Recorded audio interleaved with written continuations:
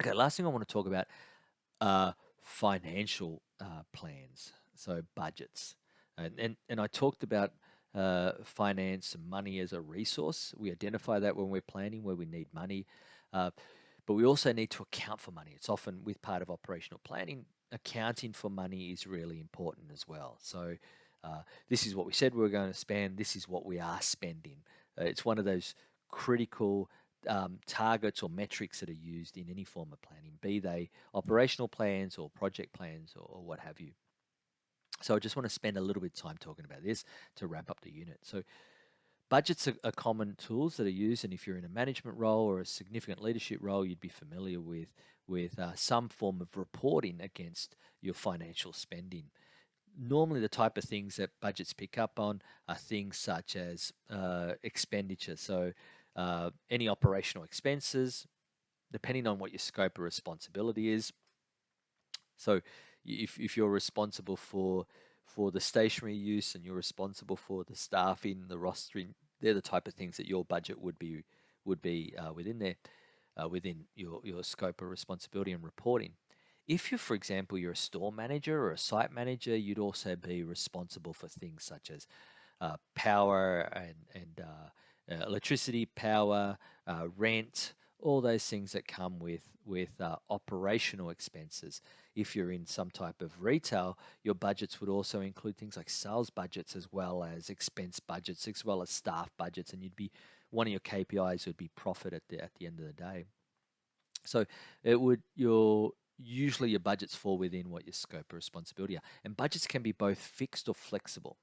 So a fixed budget is usually a dollar budget that regardless of what else is going on, that's your budget dollar. You have 1,000, 10,000, or $1 million, and that's what you've got. A flexible budget is more commonly used to percentage. It's dynamic. So if you've got both a sales and an expense budget, your expenses might be 10% of sales. So as your sales go up, you have um, you have more expenses to use because it's going to cost you more money to achieve those sales. So budgets can be fixed, flexible. Not they're not dollar percentages as fixed, flexible in all cases, but commonly they are. Some of them can get really quite complex, but we don't need to go into that.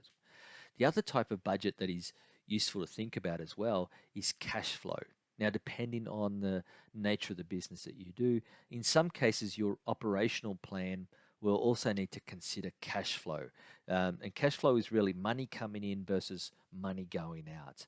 And many businesses have failed not because they're not profitable, but because of liquidity problems in a sense of money coming in and money going out. They're worth millions of dollars, but that millions of dollars is tied up in hard assets and can't be liquidated into cash to pay suppliers or contractors and so forth. It commonly happens in the building sector where uh, builders are building expensive uh, apartments or houses, and then it's a significant asset when it's finished, but you've got contractors and tradies that need to be paid right now so they can pay their staff and so forth, and we can't get access to that cash. We've got lots of hard assets. We can't liquidate that into cash, and all of a sudden the business fails as a result of that because all our suppliers pull out because they're saying, hey, can't do any more work till I get paid. So in some cases, you'll need to consider this as part of your operational plan. I'm not going to go too much into it uh, because it's not always for everybody's case, but also think about it'll be in part of your reporting. So here's an example of a fixed office budget. So imagine this is a budget for an office setup where we've identified what the items are, and you'll see this is over 3 months. You'll see that there's a set dollar budget locked in there for different points. And then as we go through our endeavor, as our plans are being translated to actions and bills start coming through, invoices get paid, you'll see those invoices will get filled into the actuals, and then we'll be reporting against whether there's been a variance in dollars, up or down, or a percentage, depending on what's required from our business and what's appropriate. But we'll be responsible for that because that's within our scope of responsibility.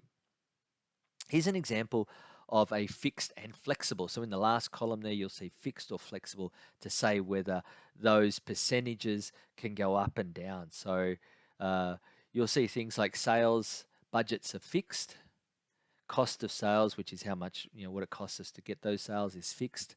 So our gross profit budget's going to be fixed, but our expenses are flexible because if our sales go up, we'll go over budget, which is great, but it just means that we're allowed to overspend on those actual dollars because as long as we spend to the percentage, because that's the flexible nature of it. And that's just one example of fixed and flexible.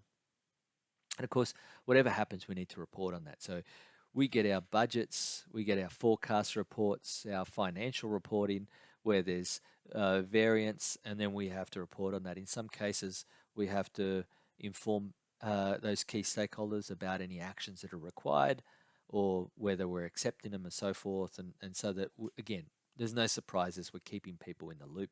And a simple report might just have the variance, the explanation, actions required, and it might even have additional columns such as any additional costs and so forth. And they would be customized depending on the type of work and reporting required. But this idea of identifying the variance, give an explanation, and what you're going to do about that, which is really important.